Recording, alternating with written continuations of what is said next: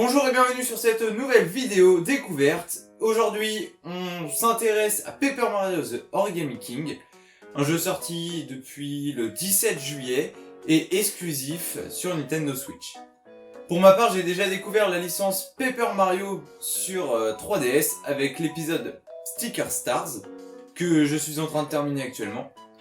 D'ailleurs, l'un comme l'autre, quand je les aurai terminés, je vous donnerai donc une petite critique, en tout cas je vous donnerai mon avis sur un compte Instagram où je partage tout ça, il y aura des infos, etc. Le nom s'affiche actuellement à l'écran. Bon bref, le fait d'avoir joué à un autre opus de la licence va pouvoir me donner, entre guillemets, un comparatif avec le début du jeu que je vous dévoilerai tout à l'heure. Et étant donné que j'ai joué qu'à un seul jeu sur tous les jeux possibles de la licence, eh bien je ne sais pas si le fonctionnement reste le même d'un jeu à l'autre. Mais je pense que ça reste à peu près les mêmes mécaniques et il y a des changements pour celui-là. Et pour cette vidéo, je teste un nouveau format, donc le fait que je sois en face cam à vous présenter, une voix off pour vous présenter le début du jeu, et puis une conclusion où je reviendrai un petit peu en face cam avec des extraits de gameplay, etc. Donc n'hésitez pas dans les commentaires à me dire quel format vous préférez dans les différentes vidéos découvertes, parce que je crois que à chaque fois je change. Enfin bref, lançons le jeu. Le jeu va commencer par une petite scène d'introduction où Mario et Luigi sont invités à une fête organisée par la princesse Peach, l'Origami Fest. Et ce qu'on peut dire, c'est que rien ne va, le festival est désert, que s'est-il passé ?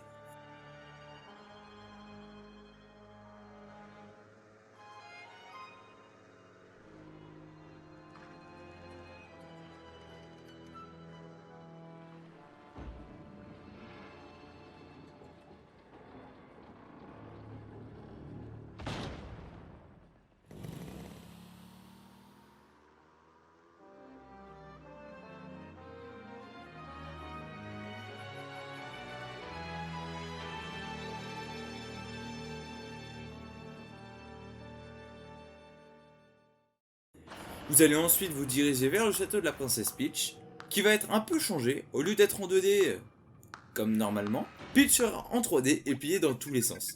Suite à une courte discussion, vous allez tomber sur les ennemis des différents opus qui sont contents de vous voir. Et oui, je dis bien contents. Les personnages qui veulent vous casser la figure dans les autres opus, sont contents de vous voir. Bon, il y a peut-être une explication que vous comprendrez par la suite. Les différents personnages vont être emmenés par les mascasses origami et vous resterez tout seul.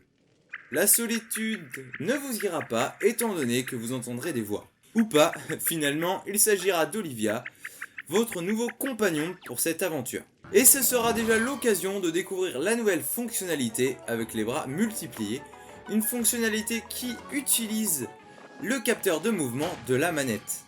Par la suite, vous allez pouvoir sortir du cachot très facilement parce que c'est évident qu'on laisse un marteau et des trous dans les murs pour que les prisonniers n'aient aucun mal à s'échapper de prison.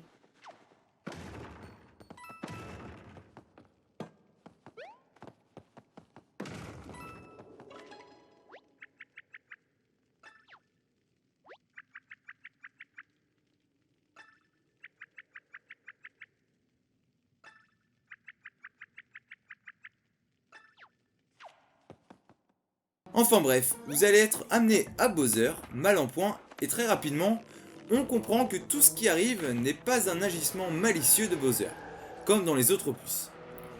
D'où les ennemis habituels qui sont contents de vous voir, ce qui durera le temps des retrouvailles dans le cachot. Car très rapidement, après avoir découvert qui se cache derrière les origamis, Oli, le frère d'Olivia,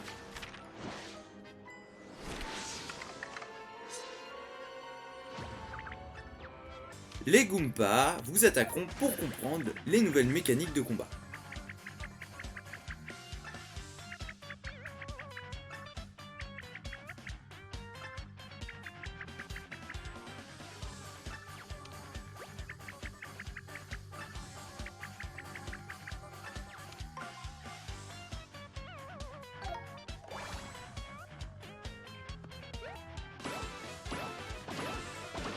Mêlant stratégie et réflexion. Et pour finir, Oli va arracher le château du village et le mettre en haut d'une colline. Et en attendant, vous aurez réussi à vous échapper mais vous serez séparés de Bowser qui vous suivait en ce début d'aventure.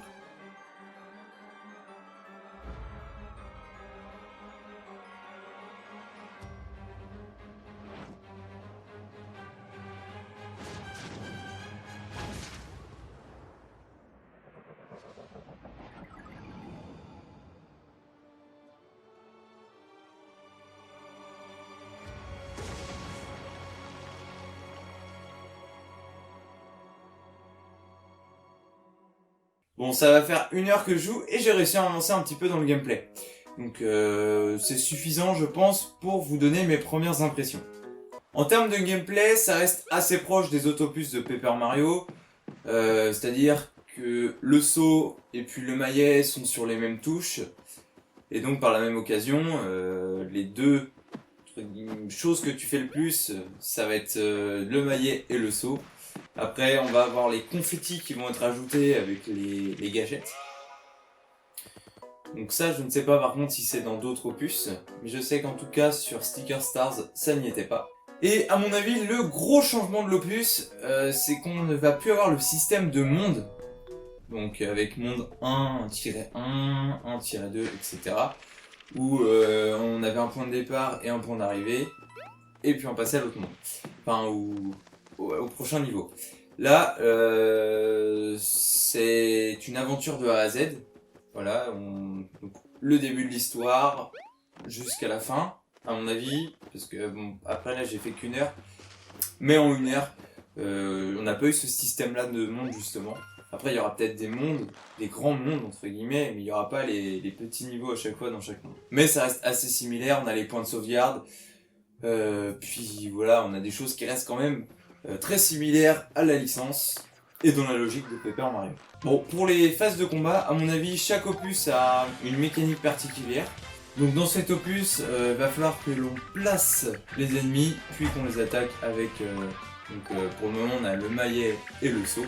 Après, je pense qu'on va avoir des nouveaux objets qui vont nous permettre d'avoir d'autres phases de combat finalement. Donc ça veut dire sûrement de nouvelles dispositions, bon voilà, ça je l'ai pas encore découvert, je verrai ça dans la suite de mon gameplay. Mais ce qu'il faut se dire c'est que c'est un peu plus long, et puis que ça amène à un nouveau challenge, c'est-à-dire qu'on doit avoir une nouvelle logique en début de combat, puis utiliser le bon objet pour être le plus efficace possible et tuer les ennemis plus rapidement. Parce que bah eux ils t'attaquent aussi et t'as des points de vie forcément. Et personnellement, ce qui pour moi me plaît le plus, c'est le visuel. C'est vraiment, esthétiquement c'est très joli, et l'ambiance, la musique, tout ça, c'est pour moi c'est réussi. Donc de ce point de vue-là, le côté immersif est vraiment très très bon. Et c'est pourquoi je vais avoir envie de continuer finalement dans le jeu. C'est pas forcément pour les phases de gameplay, mais c'est vraiment pour l'immersion. Le visuel, c'est joli. Et puis la musique, on rentre dans une certaine ambiance qui donne envie de continuer. Bon, sinon, on reste dans la logique de la licence, bien évidemment, avec quelques améliorations qui sont validées. Voilà, c'est cool. Ça amène voilà, de nouveaux défis, comme dans les phases de combat, où il faut faire preuve de logique et de réflexion. Bon voilà, c'était mon avis sur ce nouvel opus de Paper Mario. Un jeu que je vais sûrement apprécier, vu le début de gameplay. Donc c'était Les Bêtises, et à très bientôt pour de nouvelles vidéos découvertes.